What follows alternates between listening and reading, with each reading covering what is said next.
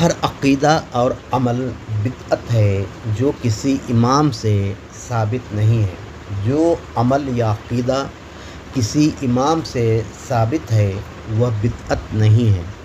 جس کا عقیدہ بدعت ہے وہ گمراہ ہے اور گمراہ کافر ہے۔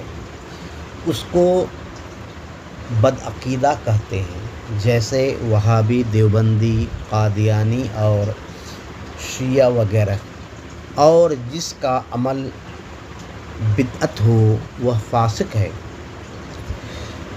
بدعقیدہ کو فاسق نہیں کہہ سکتے ہیں، کیونکہ فاسق ہونے کے لیے خوش عقیدہ ہونا ضروری ہے۔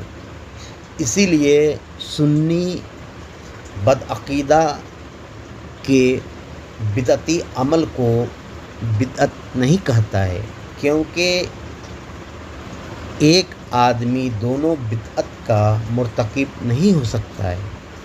وہابی سنی کے عمل کو بدعت کہتا ہے، کیونکہ وہ سنی کو بدعقیدہ نہیں سمجھتا ہے۔